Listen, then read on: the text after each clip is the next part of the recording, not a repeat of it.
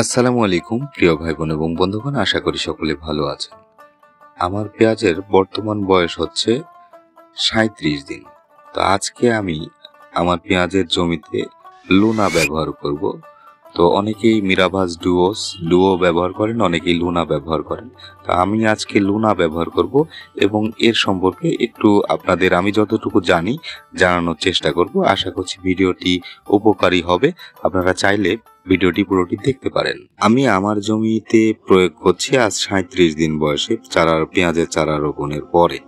আমি যতটুকু জানি ৩৫ থেকে ৪৫ দিনের মধ্যে হলে পারে চারার বয়স হলে লুনা সেন্সেশনটা ব্যবহার করা যায়। এই কীটনাশকটার সক্রিয় উপাদান ফ্লুপাইরাম এবং ট্রাইক্লোস্ট্রোবিন। এই কীটনাশক যদি পেঁয়াজে ব্যবহার করা যায়, লুনাটা বিশেষ করে শুধু লুনাই ব্যবহার করবেন এমন বলছি না, আপনারা চাইলে অন্য গ্রুপেরও ব্যবহার করতে পারেন।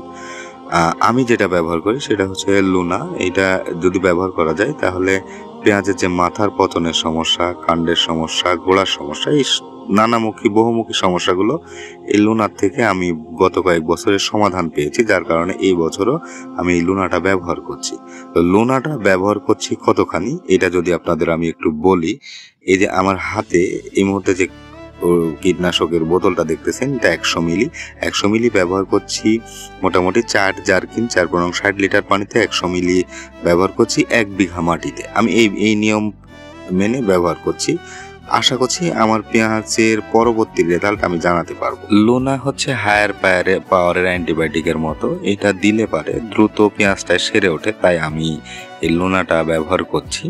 আর লুনা পেঁয়াজের জীবন দশায় আমি যতটুকু জানি 2 থেকে 3 বার স্প্রে করা যায়, এর বেশি স্প্রে করাটা উচিত নয়। লুনা ব্যবহারটা করা, লুনার কার্যকারিতা স্থায়ী, অনেক দীর্ঘদিন থাকে, যার কারণে লুনা একটু কম স্প্রে করলেও চলে। লুনার সাথে অনেকেই অনেক ধরনের পাউডার ব্যবহার করে। আমার পেঁয়াজের বর্তমান গ্রোথ অনুযায়ী আমার আর কোনো কিছু ব্যবহার করার প্রয়োজন নেই, সেক্ষেত্রে আমি আজ আর ব্যবহার করছি না।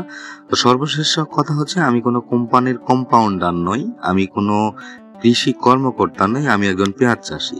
আমার ভুল ভ্রান্তি হলে সেটা আপনারা ক্ষমা সুন্দর দৃষ্টিতে দেখবেন। আমার পরামর্শ যদি পছন্দ হয় সেক্ষেত্রে আপনি পরামর্শটি গ্রহণ করতে পারেন, অন্যথায় আমার ভিডিওটি স্কিপ করতে পারেন। ধন্যবাদ সবাইকে, ভালো থাকবেন, সুস্থ থাকবেন সব সময়।